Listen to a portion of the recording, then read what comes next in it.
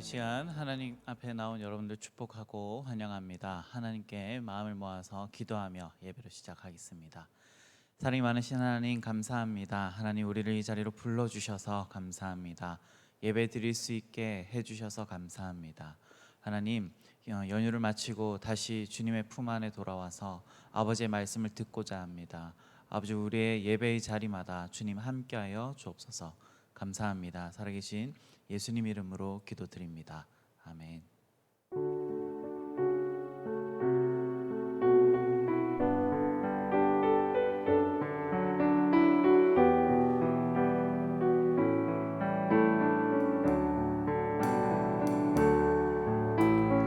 내 평생 사는 동안 주 찬양하리. 여호와 하나님 내 주를 찬양하리. 주님을 묵상하니 즐겁도다. 내 영혼 주 안에서 참 기쁘리. 내 영혼아 주님을 송축하라.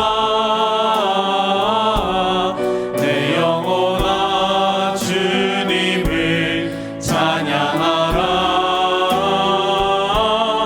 내 영혼아 주님을 송축하라. 내 영혼아 주님을 찬양하라. 내 평생 사는 동안 내 평생 사는 동안 주 찬양하리. 여호와 하나님 내 주를 찬양하리. 주님을 묵상하니 즐겁도다. 내 영혼 주 안에서 참 기쁘리. 내 영혼아 주님을 송축하라. 내 영혼아 주님을 찬양하라. 내 영혼아 주님을 송축하라. 내 영혼아 주님을 찬양하라.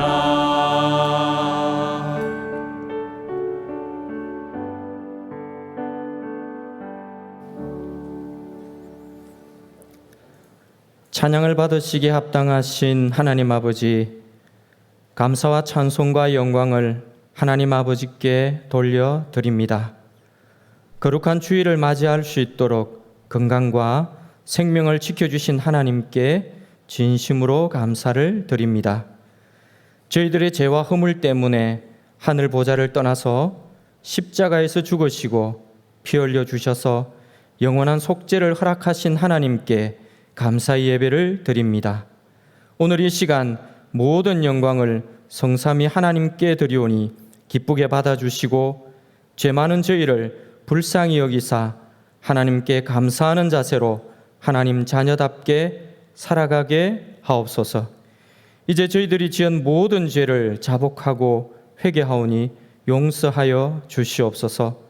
모든 무거운 죄짐을 다 하나님 앞에 내려놓고 평안한 마음으로 하나님께 찬양 드리며 살아갈 수 있도록 성령님께서 도와 주시옵소서. 감사와 영광을 받으시기에 합당하신 하나님 아버지, 아직까지 코로나 감염의 위험 속에 있지만 뜨거웠던 무더위도 거의 지나가고 결실의 계절 가을을 맞이하게 되어서 더욱더 감사를 드립니다. 이 아름다운 계절의 풍성함처럼 저희의 신앙도 충실한 알곡의 결실을 맺도록 성령님의 도우심을 이 시간 기도드리오니 하나님 앞에 설 때에 부끄럽지 않도록 아름다운 믿음의 열매들을 맺게 하여 주시길 간절히 원합니다. 지금도 살아계셔서 저희와 함께 계시는 하나님 아버지, 대연교회가 후원하고 있는 국내외 선교지가 어려움을 겪지 않게 하옵소서. 선교사의 선교지와 가정을 위로하여 주시고 지치지 않게 하여 주시옵소서. 예수님의 십자가 그 귀한 보배 피로 세우신 이 나라의 수많은 교회들을 하나님께서 붙들어 주시고 또한 하나님의 뜻과 사랑을 전하기 위해 힘쓰고 있는 저희 대연교회를 사랑하여 주셔서 날마다 강건하게 세워지게 하옵소서. 코로나로 인해 저희가 상상하지도 못할 어려움을 겪고 있는 이들을 위로하여 주시옵소서. 말로 할 수 없는 고통 속에서 절망 가운데서 어떻게 해야 할지 모르는 이들에게 만왕의 왕이시며 만유의 주가 되시는 하나님께서 빛과 소망이 되어 주시길 간절히 원합니다. 대연교회 신앙의 선배인 어르신들의 건강을 위해 이 시간 기도합니다.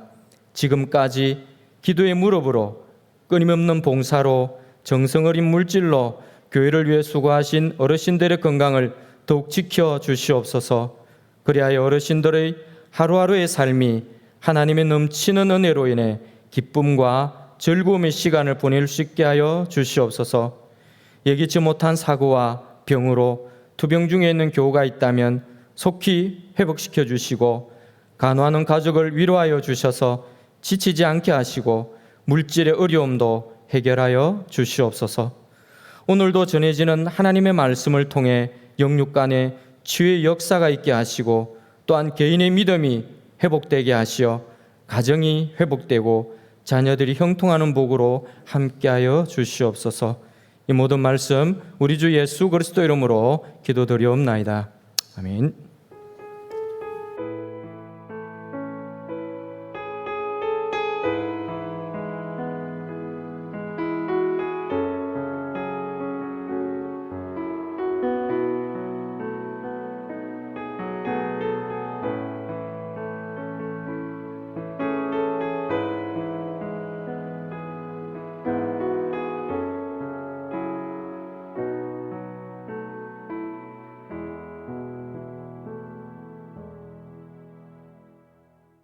우리에게 주시는 하나님의 말씀은 구약성경 신명기 4장 9절과 10절 그리고 신명기 34장 9절 두 곳의 말씀을 함께 보겠습니다. 먼저 신명기 4장 9절 10절 말씀 제가 봉독합니다.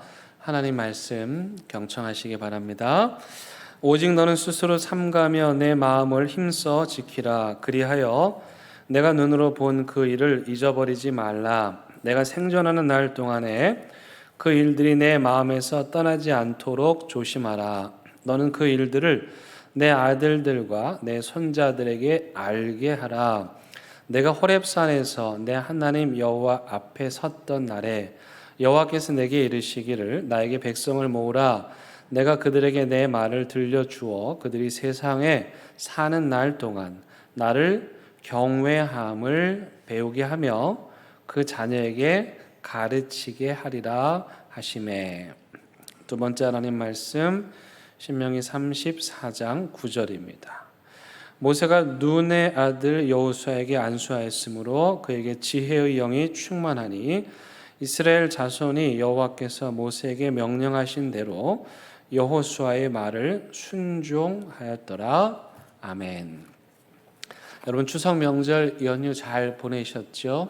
이번 명절은 대부분 조용하고 차분한 가운데서 가족들과 함께 지내는 그런 명절이었습니다. 지난 8월 코로나19 세컨 웨이브 2차 파동이 일어나면서 온라인으로 예배를 드리고 있는데 오늘이 7주차가 되고 있습니다. 온라인 예배를 이런 상황 가운데서도 드릴 수 있는 것은 감사한 일입니다만 하지만 이 온라인 사각지대에 있는 분들, 우리 어르신들 또 어린 아이들은 온라인 예배를 드릴 수가 없어서 적지 않은 불편을 겪고 있습니다. 얼마 전에는요, 우리 유치부 정현이가 온라인으로 이제 전사님 말씀하시는 이제 말씀을 듣고 예배를 드리다가 갑자기 펑펑 울었다 그럽니다. 왜 울었을까요? 이 녀석이 교회 가고 싶다고, 선생님 만나고 싶다고 울었다 그럽니다.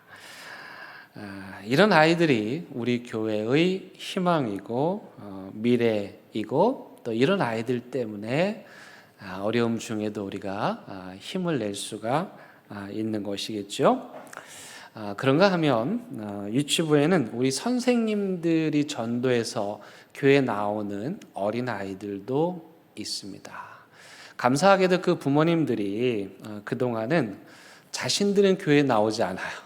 부모님들은 교회에 나오지 않는데 아이들이 교회 다닐 수 있도록, 아이들이 이제 예배 드릴 수 있도록 그렇게 잘 도와주셨습니다.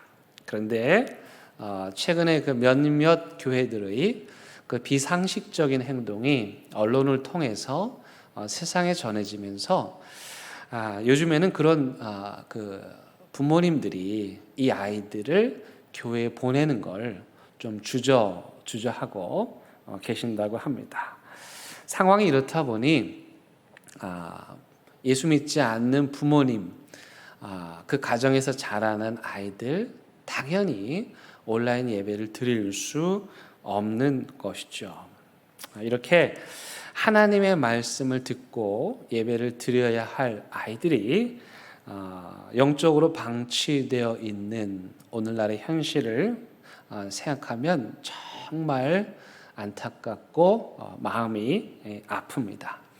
이런 상황 가운데에서 과연 우리가 어떻게 다음 세대 아이들을 신앙으로 가르치고 양육할 수 있을 것인가, 정말 깊은 생각을 하게 되는데요. 그래서 오늘부터는 모든 것을 새롭게라는 그 대주제하에 세 번째 소주제로 신앙 교육에 대하여서 함께 말씀을 나누려고 합니다.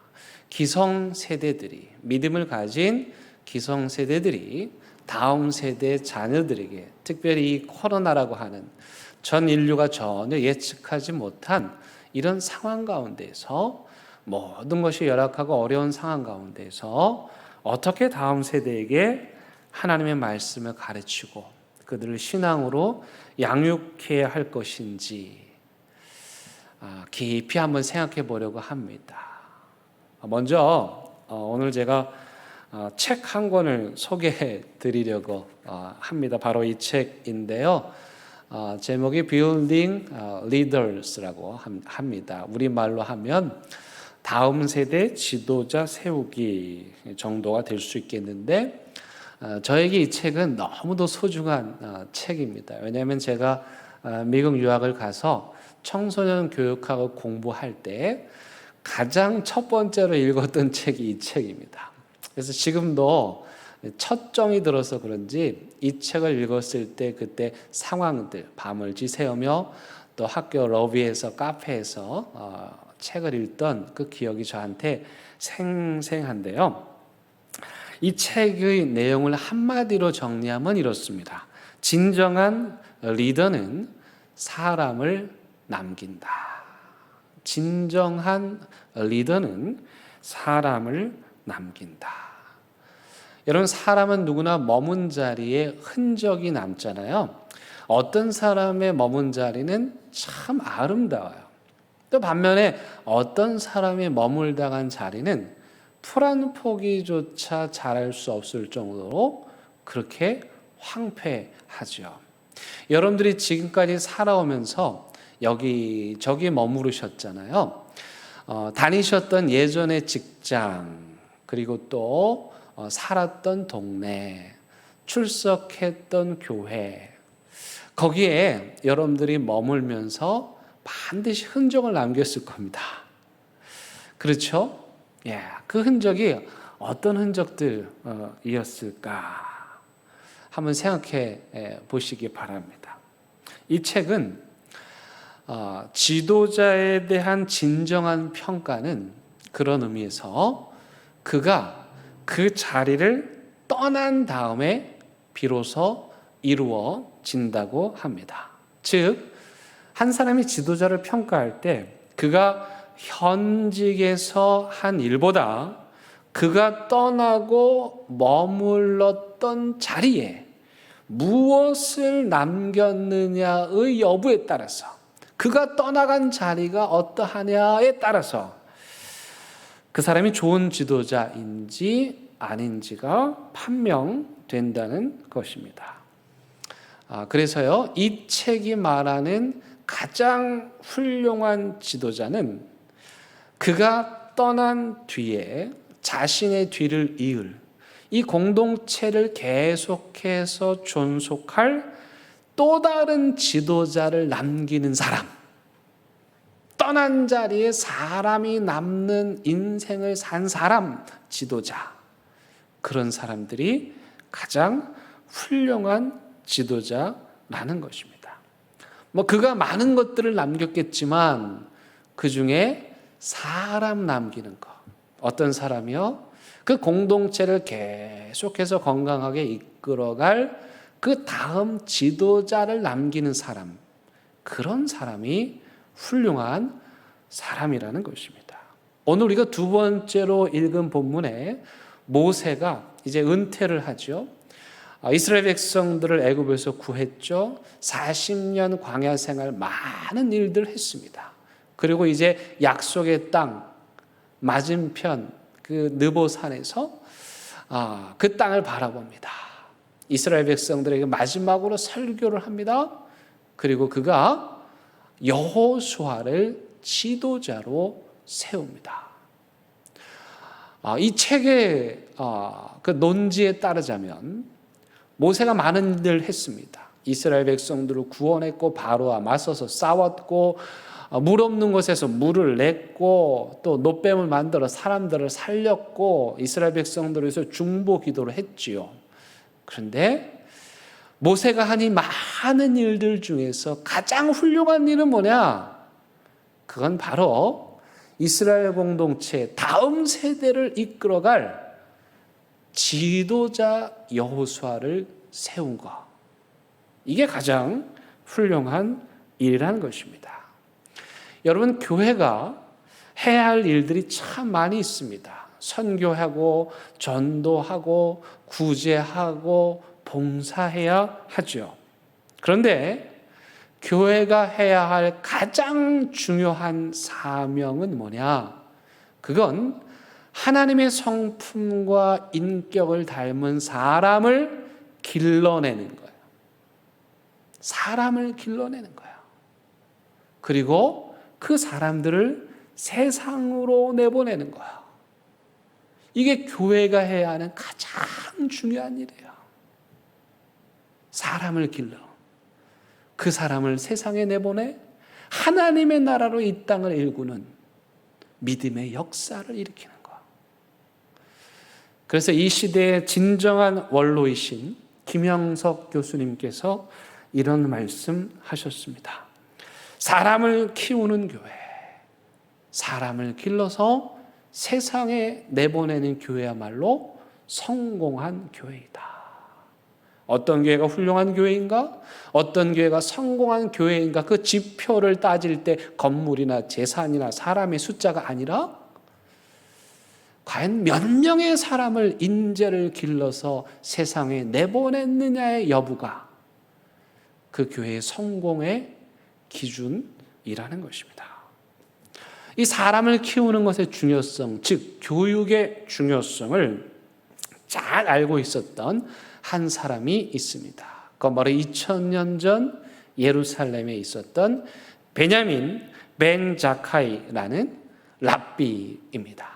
AD 68년경에 유대인들이 예루살렘에 주둔하던 로마 군인들을 잔인하게 살육했습니다. 대제국 로마가 그걸 가만 내버려 둘 리가 없죠. 당연히 이 예루살렘을 쳐들어와서 포위합니다.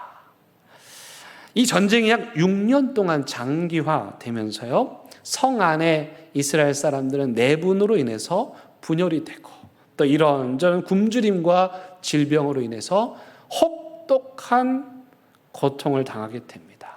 그럼에도 불구하고요, 강경파들은 끝까지 결사항전을 주장하죠. 하지만 대세는 이미 기울었고 시간은 로마의 편이었습니다. 그대로 둔다면 이 민족이 완전히 몰살당할 그런 상황이었죠. 그때 이런 재난의 상황을 간파한 베냐민 벤 자카이가 강경파들의 눈을 피해서 몰래 예루살렘 성을 빠져나갑니다. 그리고 예루살렘 성을 포위하고 있던 로마 장군 베스파시아누스를 만나죠. 이 장군을 만나서 뭐라고 말했을까? 이 랍비가 먼저 그를 칭찬합니다. 이제 당신이 앞으로 로마 제국의 황제가 될 겁니다. 그러면서 저에게 한 가지 부탁이 있습니다. 뭐냐고 이야기해 보라고. 그때 그가 이렇게 말합니다. 머지않아 우리나라가 이 예루살렘이 당신들에 의해서 짓밟히게 되겠죠. 그런데요, 그때 다 짓밟혀도 좋으니 학교 하나만은 꼭 남겨주십시오. 학교 하나만은 남겨주십시오.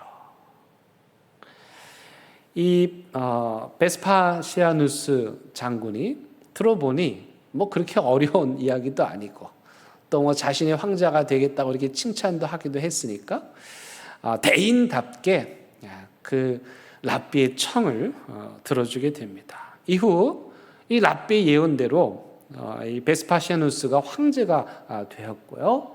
29살이었던 그의 아들 디도 장군이 뒤를 이어서 예루살렘을 포위하고 있게 됩니다. 근데 이 디도 장군이요, 아주 잔혹한 장군이었습니다. 역사가 요세푸스에 따르면 유대 민족이 이 디도 장군에 의해서 거의 멸절된 것이나 다름이 없을 정도로 그렇게 짓밟혔다고 합니다. 과연 예수님의 예언대로요, 그 헤롯 성전이 돌 위에 돌 하나도 남지 않고 다 무너져 버렸고 예루살렘은 피로 흥건히 적셔졌습니다. 다행인 것은 이 베스파시아누스가 이 랍비와의 약속을 지킵니다. 그래서 예루살렘 성 밖에 한 장소에 학교를 세우고 뭐 유대 땅 전역이 로마 군인들에서 짓밟히게 되는데 그 학교는 보호를 받게 됩니다. 여러분, 그런데 놀라운 일이 벌어집니다. 그 학교에서 랍비들이 학생들을 가르칩니다. 새로운 지도자로 가르치는 거예요. 유대의 율법을 가르칩니다. 하나님의 말씀을 가르칩니다. 유대의 전통을 가르칩니다. 그 다음에 어떻게 하느냐? 그 학교에서 길러진 사람들을 전 세계에 흩어져 있는 유대인 공동체로 보내는 거예요. 그리고 거기에다가 회당을 세우고 그곳에서 또 뭘 가르쳐요? 하나님의 말씀을, 율법을 가르치는 거예요. 여러분, 그때 유대 땅은 디도 장군에 의해서 완전히 유린당했지만, 그렇게 완전히 나라가 망했지만 그 학교를 통해서 이 유대인들의 정체성이 유지가 되었고 훗날 다시 나라를 되찾을 수 있는 그런 근거가 되었던 것입니다.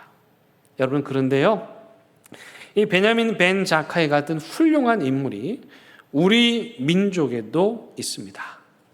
바로 일제강점기 시절에 가문 전체가 민족의 독립운동에 투신한 이회영 선생님 가문입니다. 이 명문 가문의 이야기는 우리 교회 박정선 권사님께서 쓰신 100년 동안의 침묵이라는 역사소설에 자세히 나와 있습니다. 이 책의 제목이 말해주는 것처럼 이 가문의 훌륭한 이야기가 지난 100년 동안 묻혀 있었는데 이 권사님의 소설을 통해서 많은 사람들에게 알려지게 되었습니다. 여러분, 이 가문은요, 그야말로 명문 가문입니다. 여러분, 조선시대의 오성과 한음이라는 분 들어보셨죠? 정말 천재들이신데 이 오성과 한음으로 알려진 이항복 선생님이 이 가문의 10대 선조가 되십니다. 우당 이회영 선생님은 이 가문의 6형제, 지금 여러분들 사진에 보시는 이 6형제 중에 넷째이신데요. 사진에서 보면 아래 맨 왼쪽에 이 이회영 선생님께서 이 독립운동의 모든 거사를 다 주도하십니다. 그리고 윗줄에 가운데 계신 이석영 선생님이신데 이시영 선생님이신데 이분은 땅이 어마어마하게 많았어요. 여주 땅 거의 전체가 이분의 땅이어서 한양을 들어올 때 이분의 땅을 밟지 않고는 들어올 수 없을 정도였습니다. 그런데 이 6형제, 이 가문이 나라를 빼앗기게 되자 자신들이 가진 재산을 다 팔아서 서간도로 만주로 망명을 하고 거기서 독립운동을 전개하십니다. 여러분 그 당시에 이 가문이 판 돈을 우리나라 현재 시가로 환산을 하면 약 600억 가량이 된다 그래요. 명동에도 땅이 어마어마하게 있었는데 그 땅은 그러니까 계속 감시가 심해서 팔지를 못했고 여주의 땅만 팔았는데 그것만 모아도 그 600억 원이었어요. 그걸 모아가지고 이 가문이 6형제가 온 가족이요 노비까지 포함해서 40명이요 마차 12대를 구해가지고 명동에서 시작해서 압록강까지 피난길을 떠난 거예요. 온도가 영하 30-40도.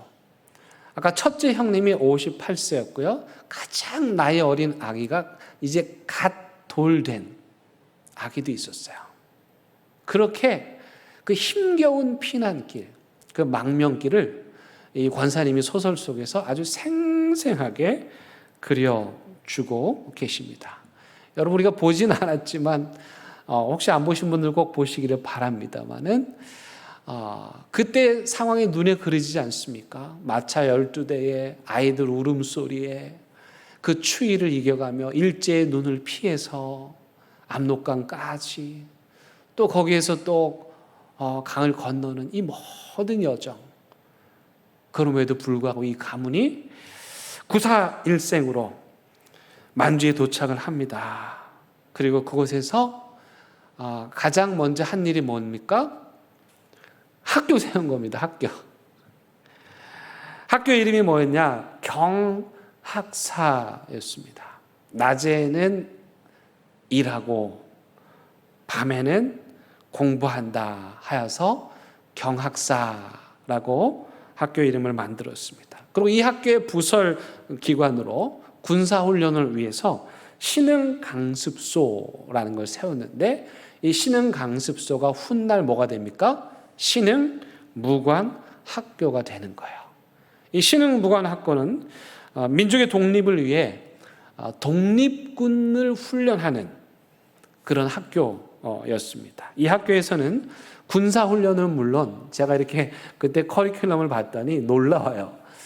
이 군사훈련만 한 게 아니고요. 국어, 또 외국어, 또 과학 다양한 분야를 공부하는 그야말로 민족의 지도자를 길러내는 명문 학교였습니다. 이회영 가문은 그 학교를 세우고 그 학교를 운영하는데 자신들의 전 재산을 쏟아부어서 이 학교를 무료로 운영을 한 거예요. 기숙사 생활부터 모든 학비를 전액 무료로. 그랬더니 국내에 많은 뜻있는 사람들이 이 학교에 대한 소문을 듣고 이 학교로 찾아오는 거예요. 그렇게 이 학교를 통해서 3,500명의 민족의 지도자들이 길러집니다. 그분들 중에 여러분들이 잘 아시는 김좌진, 이범석 장군님이 다 이 학교 출신이시고 이 학교 출신 분들이 훗날 한국 광복군의 씨앗이 됩니다. 여러분 그런데요. 학교를 무료로 운영을 하다 보니까 세상에 그 많던 재산이 다 떨어진 거예요. 10년 만에 돈이 다 떨어지자 이 우당 가문은 혹독한 고난의 시간을 보내게 됩니다. 평소에도 옥수수에 조밥으로 끼니를 때웠는데 이제는 그마저도 어렵게 돼요. 기록에 의하면 한 달에 절반 이상을 굶었고 그것도 하루에 한 끼 이상 먹을 수 없었다고 합니다. 참으로 가슴 아픈 일은 이 6형제 중에 다섯 번째 이분만 나중에 이제 그 초대 부통리가 되시죠. 그리고 나머지 5 형제는 고문을 당하시다 돌아가시고 병사하시고 그리고 심지어 굶어서 돌아가시기까지 했어요. 아까 600억이라는 그 어마어마한 재산을 기부하신 그 어르신이요, 영양실조로 돌아가셨습니다. 이회영 선생님은 돈이 다 떨어지니까 아내를 다시 조선으로 보냅니다. 근데 여인이 와가지고 할 수 있는 게 뭐가 있겠어요? 삭바느질 한 거예요. 그 돈을 모아가지고 독립자금으로 이제 중국으로 보내는 일을 7년 동안 홀로 한 거예요. 그런데 어느 날 남편으로부터 편지를 받게 됩니다. 그 편지의 내용은 이것입니다. 지금 내가 이제 상해로 거사를 버리러 갑니다. 그래서 아들은 내가 데리고 가는데 이 어린 2 딸은 과원에 맡기고 갑니다. 어린 2 딸은 과원에 맡기고 어린 아들과 함께 상해로 거사를 버리기 위해 가셨는데 안타깝게도 일제에 의해서 발각이 되죠. 그래서 감옥에서 4일 동안 모진 고문을 받으시다가 옥사하시죠. 끝내 아내분을 만나지 못하신 겁니다. 훗날 초대 부통령이 되셨던 이 이시영 선생님께 이승만 대통령께서 이렇게 말씀하셨답니다. 아니, 그 가문의 전 재산을 바쳤고 지금 명동 땅도 그렇게 나라를 위해서 바치셨는데 제가 그 재산을 다시 되돌려 드리겠습니다. 그때 이분이 이렇게 말씀하셨습니다. 내가 나라를 위해서 바친 돈인데 그걸 내가 어찌 돌려받을 수 있겠습니까? 그러면서 정중하게 사양을 하셨다고 합니다. 여러분, 그 당시 최고의 명문 가문, 일제에 조금만 잘하면 일제로부터 많은 것을 받을 수 있고 온갖 영화를 누릴 수 있는 뭐 하나 남부럽지 않는 이 가문이 자신의 전 재산을 다 팔아서 세상에 그 명문 가문에 권세 있는 이 양반들이 남의 나라에서 망명하며 옥수수와 조로 연명하고 옥사당하고 병사당하고 굶어 죽었다는 이 이야기는 정말 눈물 없이는 들을 수 없는 그런 이야기입니다. 하지만 이 가문이 머물렀던 자리에서요, 계속해서 사람이 나요. 민족의 독립의 투사들이 나고 그 사람들을 통해서 민족 정신이 계속해서 한반도 조선 땅에 흘러가게 된 것입니다. 여러분, 그렇다면 도대체 이 가문이 그토록 나라와 민족을 위해서 헌신할 수 있었던 힘은 무엇일까요? 물론 원래부터 이 가문이 훌륭한 가문이기도 했지만 결정적으로 이 가문이 독립운동에 투신할 수 있었던 이유는 뭐냐? 그건 바로 기독교입니다. 이 모든 일을 주도하셨던 넷째 이회영 선생님이요, 상동교회 교인이셨어요.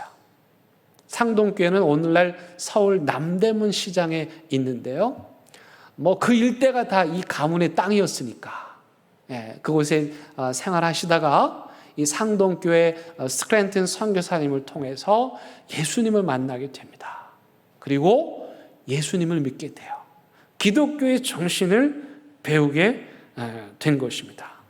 더 중요한 것은 여기서 누구를 만나냐면 전덕기 목사님을 만납니다.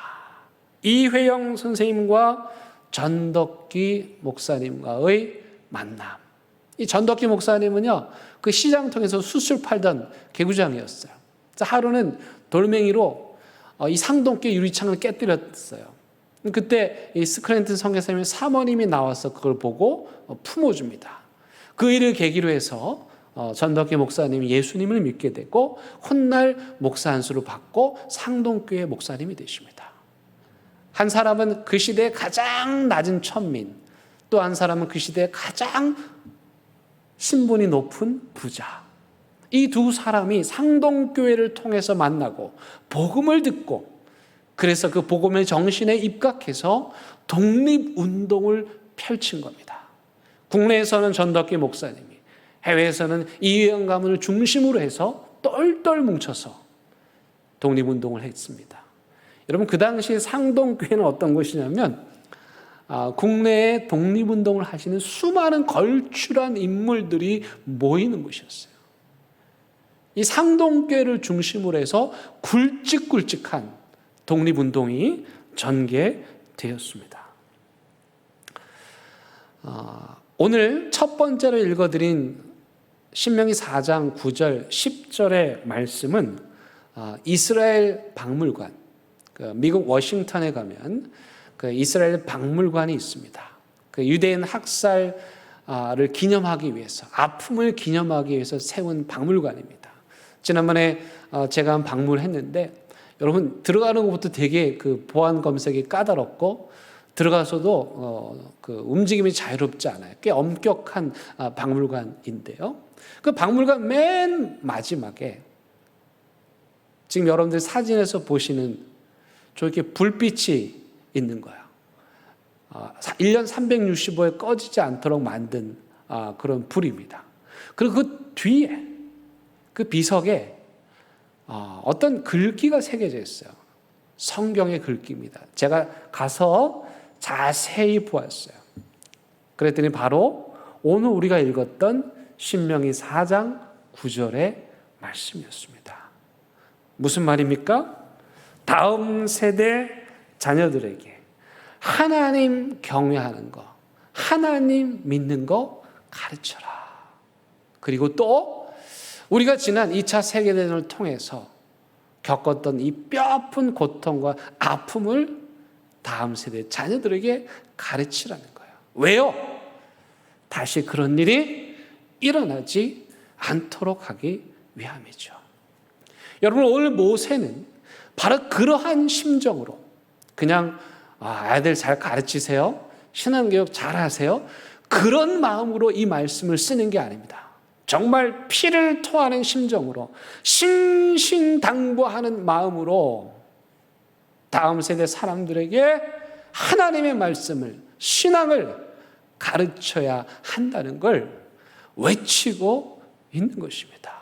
그 느보산 정상에 서서 쩌렁쩌렁 울리는 모세의 목소리로 이제 장차 약속의 땅에 들어갈 사람들을 향해서 광야에서 하나님께서 하신 일을 잊지 말아라. 하나님이 어떤 일을 하셨는지를 다음 세대에게 반드시 가르쳐라. 그것이 우리 민족의 살 길이다 외치신 것입니다.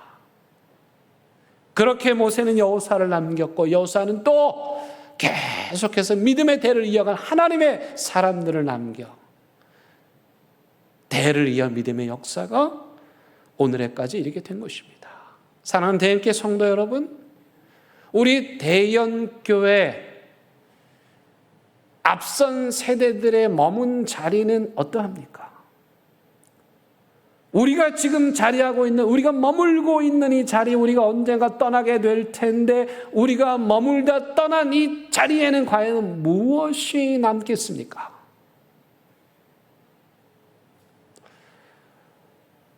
풀 한 폭이 자랄 수 없는 황폐한 땅이라면 그것은 우리 대에 그 어떤 부귀영화를 누렸다 한들 무의미한 일이 되고 말 것입니다.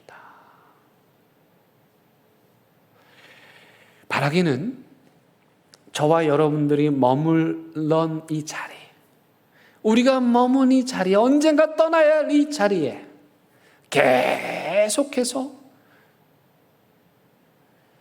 여호수아가, 에스더가, 다니엘이, 슬로보앗의 딸들이, 십부라와 부하가 자라나고 길러지고 그렇게 세상으로 보내지는, 사람을 키우는 교회예요.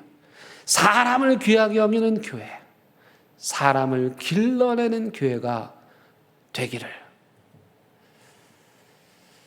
헌신하고 기도하고 수고하는 저와 여러분들이 될 수 있기를 주님의 이름으로 간절히 부탁을 드립니다. 우리 말씀 생각하며 함께 찬양하시겠습니다.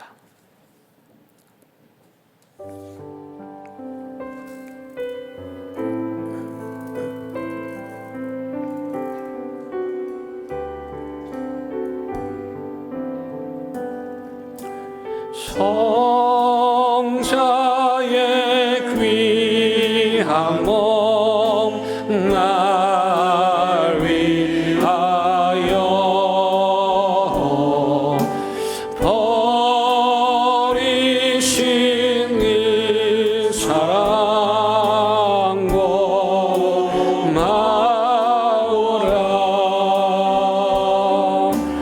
내 머리 숙여서 주님께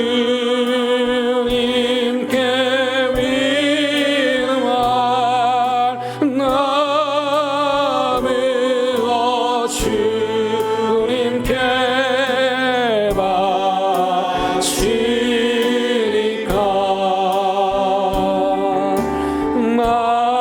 만가지 내린 받았으니 내 평생 슬프나 즐거우나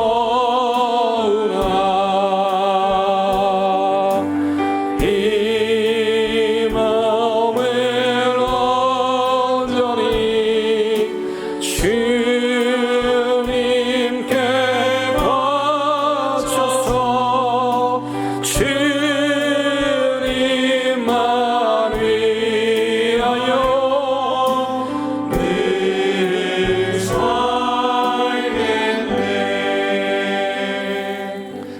하나님, 우리에게 다시 한번 간절한 마음을 부어주십시오.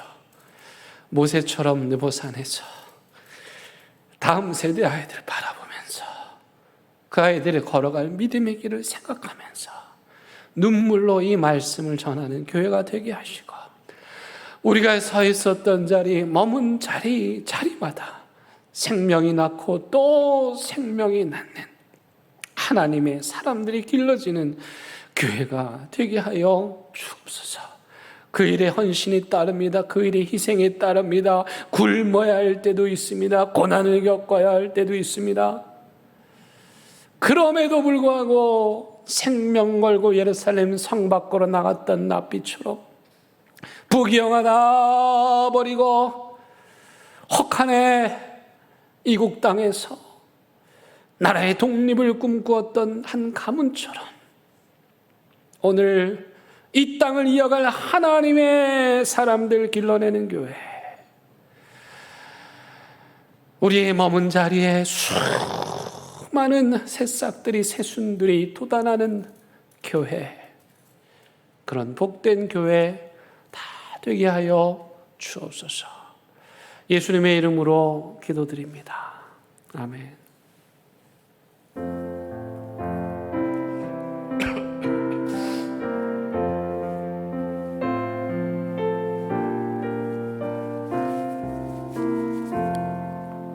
나의 생명 드리니 주여 받아주셔서 세상 살아갈 동안 찬송하게 하소서.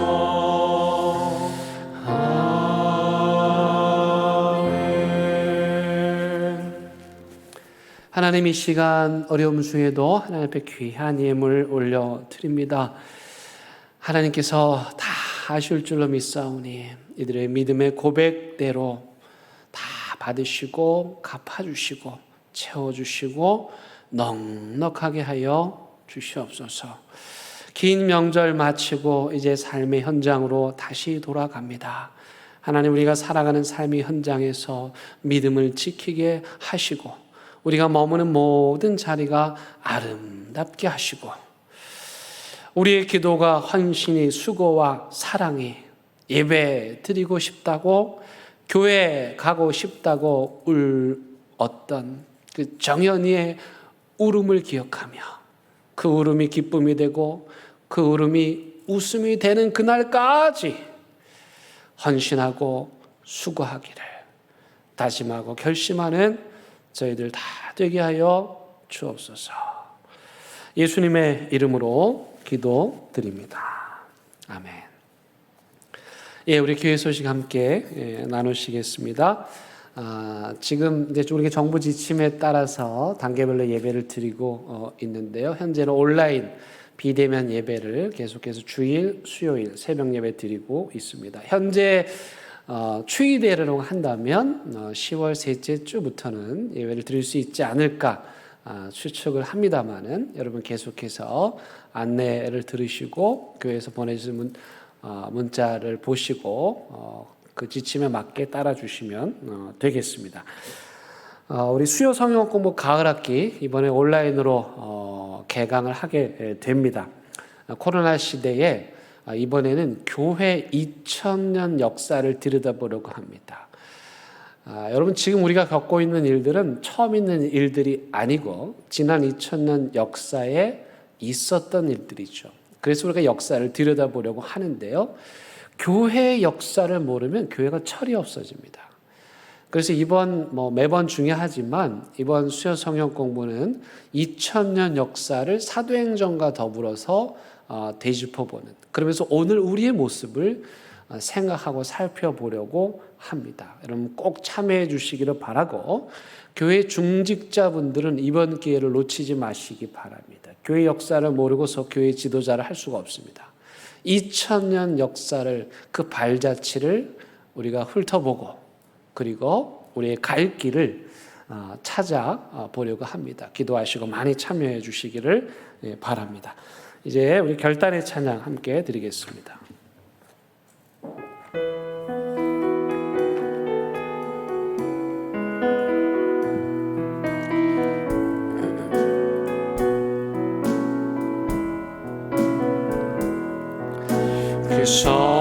하나님의 고요히 감사하여 그 놀라운 평화를 누리며 나 그대들과 함께 걸어가네. 나 그대들과 희망을 여네. 지나간 아픔과 고통의 날이 무겁게 내 영혼 짓눌러도